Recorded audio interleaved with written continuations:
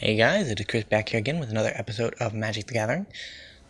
Recently we did an episode with Winota, and that went really bad.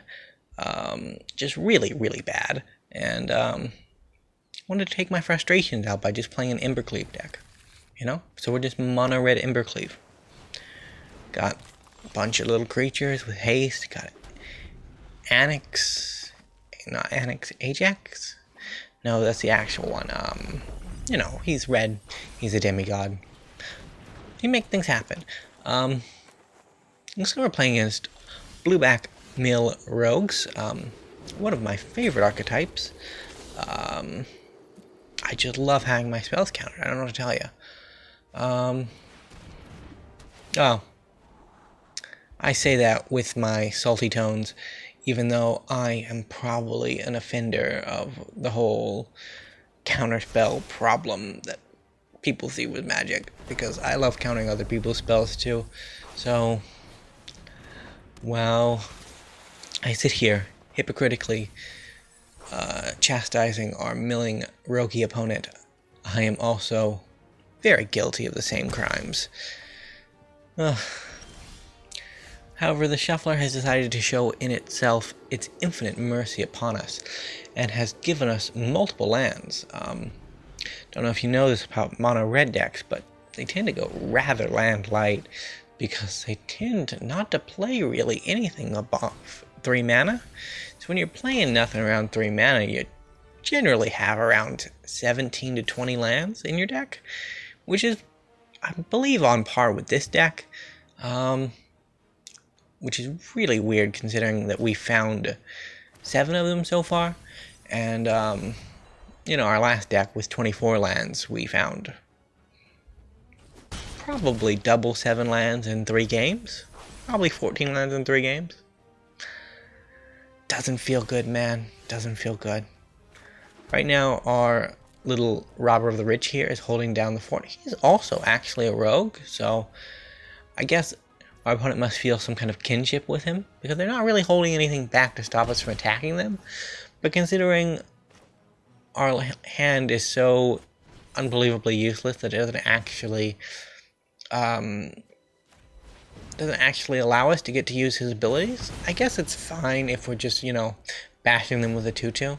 Because, their mill package, it will beat our 2/2. They're milling, well, with a second Teferi's tutelage, they're milling an ungodly amount of cards every turn. So they get 4 off their Teferi triggers, then they'll get 2 off their rogue trigger. So they're getting a 6 a turn. That's 10 turns, giving that nothing else goes wrong. Oh, you actually start with 7, so it's more like 9 turns. Their clock was actually better than ours. With the 2/2, we'd have to hit 10 times. They just have to mill 9 times. We attack in. We cast our Embercleave. Generally, if you can get down an Embercleave against a rogue's deck, you're doing good things. But sadly for us, our opponent is also doing good things, and their good things may just be better than our good things. So I can't imagine that this would go very well for us. I accidentally threw a couple of Chandra's Incinerators in the deck, because we are running a couple of burn spells.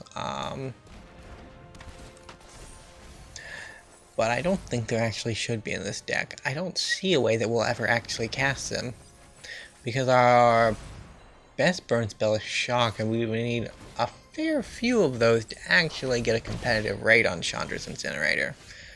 But we could hardcast it here.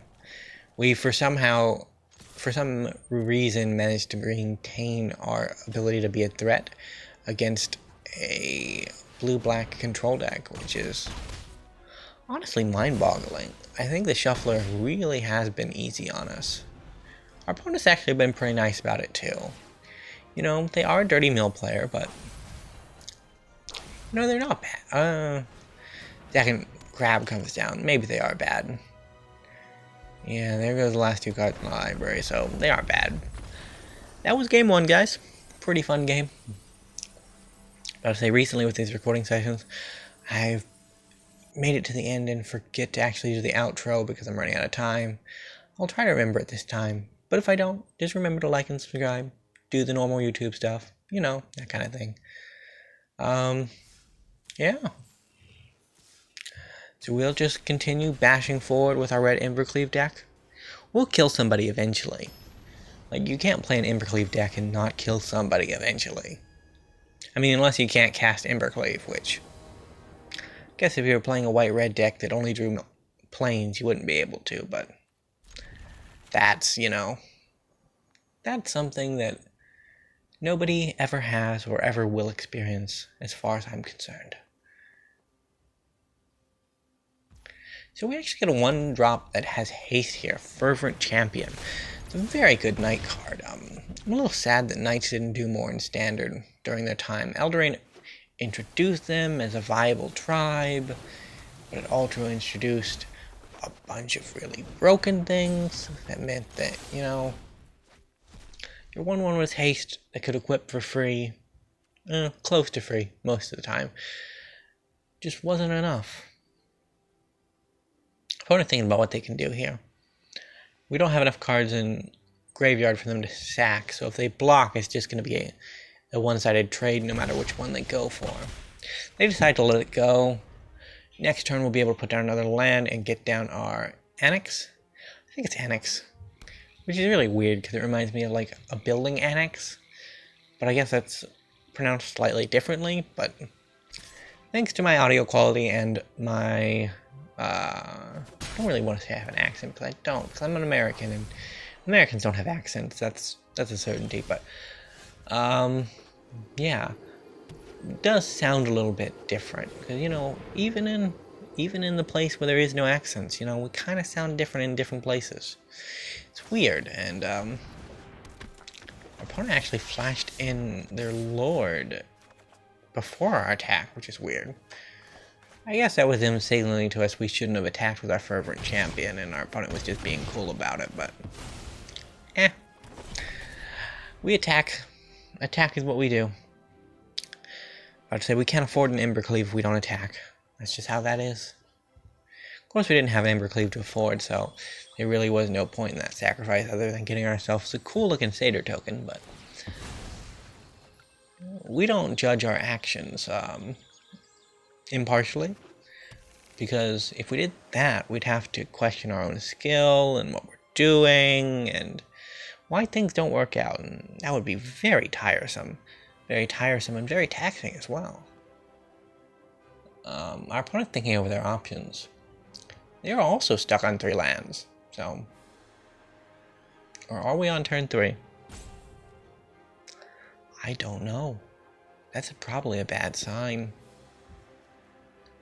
There's the Embercleave. Good for us. Now, we're gonna assume that we live in Magical Christmas Land. Magical Christmas Land is a cool place, and it's honestly where we should be living right now. Because you see, we can get our attack in with 3. We can play our Embercleave. They might not have a counterspell that can deal with it. Assuming they don't have a counterspell that can deal with it, we can attach it to a creature. Then, assuming they don't have a spell that can kill our creature, we can actually get an attack with that creature. All of this Magical Christmas Land stuff, it could happen. It definitely could. So we passed the first hurdle. They didn't counter it. They are thinking over their options, which may mean they have some way to kill Annex. Even if they do, we get 2 cool Satyr tokens out of it, which honestly is an awful trade, but I wouldn't mind having a couple of tokens, and they didn't kill it. That's honestly mind-blowing. So we're actually attacking in here for 12... we were attacking him for 14? They could have blocked and stay alive, but I guess they didn't want to be bothered by it. It's fair enough. That was game 2. I told you we'd kill somebody eventually with Embercleave. Embercleave is a card that is just... it's great at killing people. Sadly, with some of the decks I play, it tends to kill me more often than I kill with it. But, you know, I don't hold grudges. The card's just a card. Has no thoughts, feeling, or will of its own. So we actually get another hand with a couple of 1-drops in it. Instead of going for the haste one, we actually put down our fire charger first. That way we can attack in for 2 on turn 2, as opposed to only being able to attack in for 2 over the course of turn 1 and turn 2. So I guess it didn't really give us any advantage, but it looked cool. I guess it allowed us to, well, we would have followed up shock anyways, wouldn't we? Our opponent is on some kind of black-white special. Silver Quill is an interesting color combination.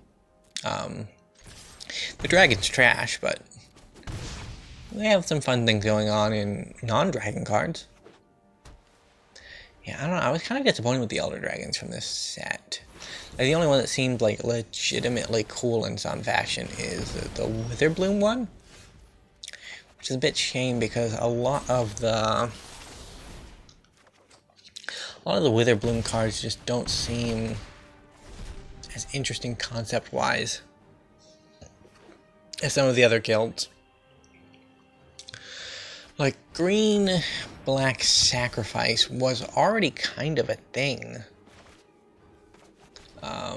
And I mean, pests are cool in that regard, but gaining 1 life off of one of your creatures dying isn't really what you want to do. Like, if they said your opponent loses 1 life when this creature dies, I guess they really wouldn't be any different than, like, devil tokens, but would have been a little more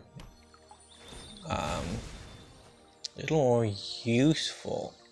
Although, like, some of the support cards for Witherbloom are really cool in that regard to help power up the actual life gain synergies. Like, I think it's Plum the Forbidden, where you can sacrifice any number of creatures and you get a copy of it for each one. We won the game.